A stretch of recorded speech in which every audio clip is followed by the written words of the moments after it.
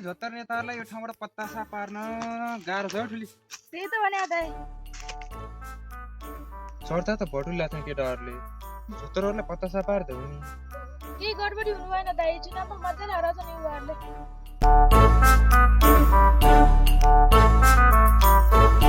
होइन ठुली बहिनी, झोत्तर कल लगेर कहाँ जान्थ्यो हुनुहुन्न र? अनि कहाँ जानु डोका सोको बोकेर यतै आउँदै हुनुहुन्छ त। आन्टी नमस्कार। नमस्कार जेठा नमस्कार। कता हिँड्नु भयो त आन्टी? यो डोको त्यसमाथि थैला अनि यता डब्बा पनि छ, कता हिँड्नु भयो सबै बोकेर? कहाँ हिँड्नु नि जेठा, माथि चौतारामा काङ्ग्रेसले एमाले मासु भात बाँडेका छन् र भात मासु ल्याउँला भनेर हिँडेको। आन्टी तपाईँ जस्तो जान्ने बुझ्ने मान्छेले यस्तो गरेर हुन्छ? जब मासु भातको लागि हेर त डब्बा थैलो त्यसमाथि डोका बोकेर हुन्छ भने तपाईँ जस्तो जान्ने बुझ्ने मान्छे यस्तो त गर्ने होइन नि आन्टी। अझै त्यो पाजी मासु भातको लागि अल्झेर हुँदैन नि आन्टी। अब त युवाहरूलाई भोट दिनुपर्छ, युवा नेताहरू उठिरहेछन्, यस्ता भित्रहरूलाई त ढाल्नुपर्छ नि आन्टी। अब कहाँ जाब यो मासु भातको लागि अल्झेर हुन्छ तपाईँले पनि? तँलाई मेरो आइडिया नै थाहा छैन जेठा। के आइडिया हो र आमा? घुस एउटा पार्टीबाट खान्छु, भोट अर्को पार्टीलाई हुन्छ। वाह आमा वाह, आमाको नाच्चो मात्र होइन, आमाको दिमाग पनि ठुलो रहेछ नि।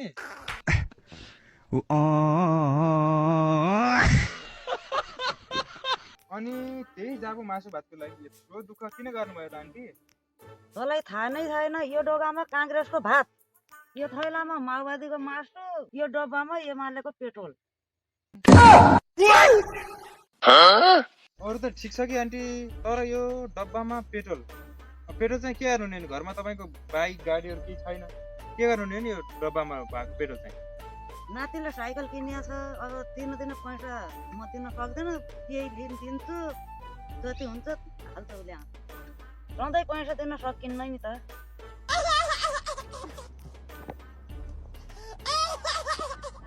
ल हुन्छ त आन्टी, हुन्छ जानु है त। अब तपाईँ पनि काम होला, त्यहाँ मासु भात के ल्याउनु नि ल्याउनु होला। हामी नि गयौँ, हाम्रो यता गाउँतिर एकदिन पुरै काम छ, हामी दुई भाइ यता गाउँतिर।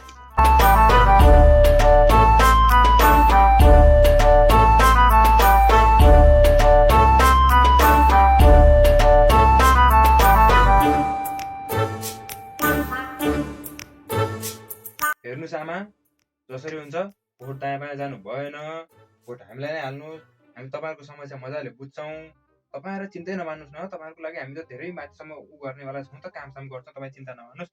बरु त्यो बाहिर कुरा कसैलाई नभन्नु त हजुरले। अहिलेलाई चाहिँ बिडी सिडी खाने हुन्छ, चुरोचुरो खाने हुन्छ आमा। त्यहाँ बाहिर कोही होला राम्रो हेरे। 1000, 2000, 3000, 4000, 5000, 6000, 9000, 12000, 13000, 15000। अहिले चाहिँ यो 15000 रुपियाँ तपाईँ राख्नुहोस् आमा, बाँकी चाहिँ चुनाव पछि हुन्छ। तर यति कुरा हो, भोट पछि भोट चाहिँ कसैलाई जानु भएन। ल राख्नुहोस् पानी तपाईँ चिन्तै नमान्नुहोस् आमा। तपाईँ घरमा जे भन्यो हामी त्यही ल्याइदिन्छौँ, तर भोट दायाँ बायाँ जानु भएन। अहिले हामी गयौँ आमा, यति हो, आशीर्वाद दिनु आमा। मेरो ढाल्नु हस् आमा, हस् नमस्ते हस् नमस्ते आमा। पैसा छत्तेनास नगरेर नेता हो, भोट त केटाहरूलाई दिने हो।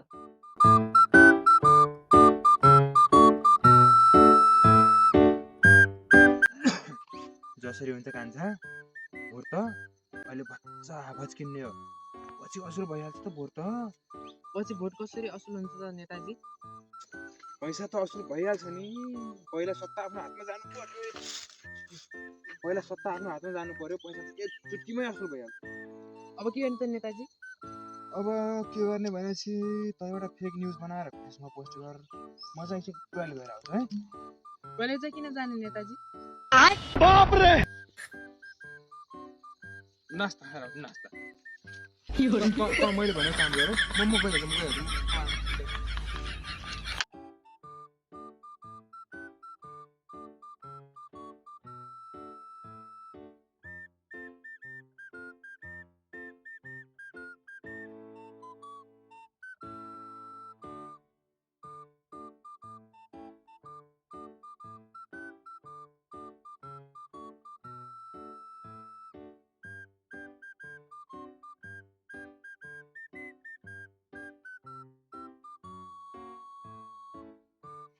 जेठा बनाइस फेक न्यूज बनाइस फेक न्यूज होइन मैले रियल न्यूज गराइसकेँ। ओहो खै खै खै, के बनाएको पढेर सुना त खै।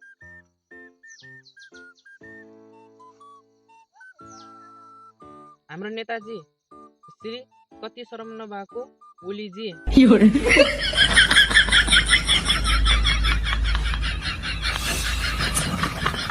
आज बिहानै 6-7 घरमा घुसिदिँदै अहिले टोयलेटमा नास्ता खान जानुभएको छ।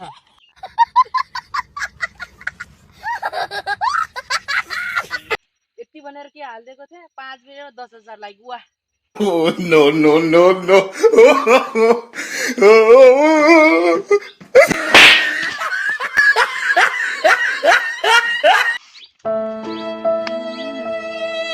डिलिट कर तर सारलाई यस्तो न्युज बनाएर हाल भनेको तर सारले घिना मन टोगे तिनी छन् नि आज बेलुका तिनी छोरहरू साना त्यो घिना मन हामीसँग लड्न आउने नेताहरू तिनी छन् नि आज बेलुका घिना मन साना नेताहरू तिनीहरूले गर्दा जनताहरूले हामीलाई धेरै नै नराम्रो बनाइसके।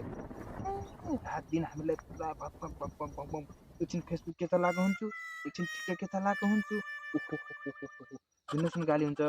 तिनी छन् नि तिनी आज बेलुका नेताहरू तिनी बेलुन चाहरू तिनीहरूको यस्तो नराम्रो न्युज बनाएर हाल ताकि तिनीहरूलाई जनताहरूले नराम्रो तिनीहरूको नजरमा तिनी नेताहरू नराम्रो भएर तिनी जनताहरूले हामीलाई भोट हालेर हामीलाई विजय बनाउन्। त्यस्तो भइहाल्छ त कुराहरू। छोड केही हुन्न त्यो बना हस् नेताजी। साले घरभित्र बसी जनताहरूको मन जितेछ पल्टाएरै छोड्छ नि क्या हो। किन डर लाग्यो कि नेताजी?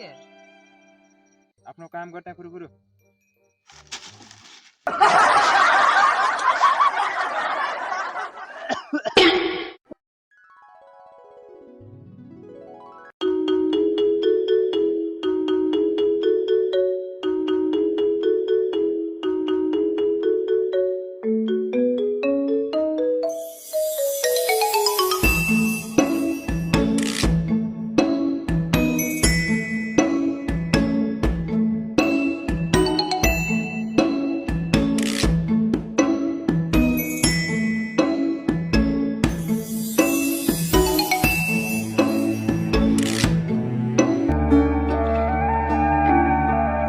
वाह वाह वाह बधाई छ बैजनाथवासीलाई। पछिल्लो करिब 10 वर्षदेखि बैजनाथ हल्लाउँदै आएका वरिष्ठ नेता आज युवा नेतासँग नमजासँग पराजित भएका छन्।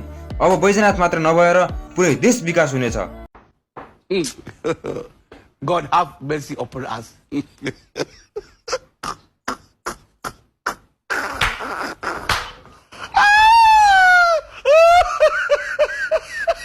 नेताजी उ त पनि उत्तान पारिसके यो त पनि उत्तान अब घर जाने हो के?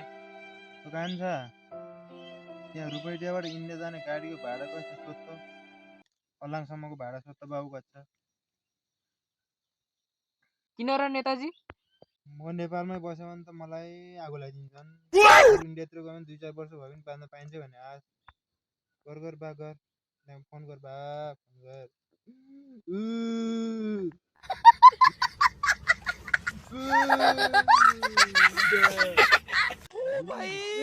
मारो मुझे मारो हेलो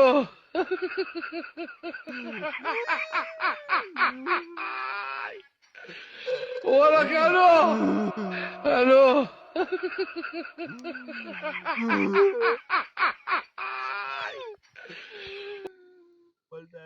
पल्टाए मलाई पल्टाए।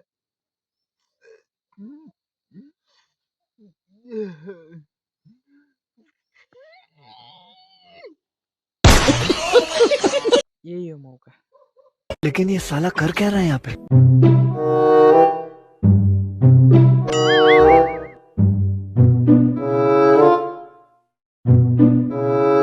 चलो यार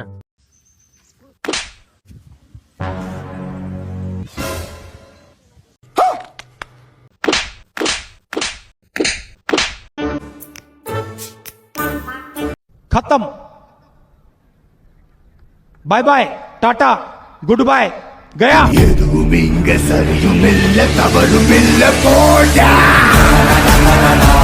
रंगीन फुल हो बधाई छ तिमी जुन हो बधाई छ संगीतको मधुर तिमी धुन हौ बधाई छ मेरो आस बन्यो नोगिन साहस बन्यो नोगिन विश्वास बन्यो नोगिन अब तपाईहरु सबैको समस्याको समाधान म गर्ने छैन। अरे कहना क्या चाहते हो? हामी सबै मिलेर गर्ने छौं। अब जसरी हुन्छ हामी सबै मिलेर देशलाई अगाडि बढाउनु पर्छ। नेता बाबु घरमा खाने खर्च केही पनि छैन, एउटा बड्डाले अलङतिर बिहा गर्न पर्छन् भन्छन्, के गर्ने होला? ए तपाई चिन्तै नगर्नुस् आमा, तपाईलाई म अर्को बड्डो खोजिदिन्छु। नेताजी 21 वर्ष भइसक्यो अझै केही प्रकृति भएन, केही गर्नु पर्यो। ओहो 21 वर्ष पुगिसक्नु भएछ हैन? ए तपाई चिन्तै नमान्नुहोस्, तपाईलाई म अब एउटा बिहे गराइदिन्छु। त्यसपछि के प्रगति गर्ने तपाई आफै गर्नुहोस्। नेताजी घरमा भैँसी छ, एउटा गोठ छैन, केही गर्नु पर्यो। सहयोग गर्न सक्नुहुन्छ कि केही? तपाई चिन्तै नमान्नुहोस् दिदी, तपाईको घरमा म भैँसी खोर बनाइदिन्छु। त्यो भैँसी ठुलो भएपछि त्यो भैँसीलाई काटेर मोमो बनाउनु पर्छ। भाषण मात्रै गरेर हुँदैन नेताजी, केही काम पनि गर्नु पर्यो। एकछिन पहिला म टोइलेट गएर आउँछु, त्यसपछि विकास गरौँला।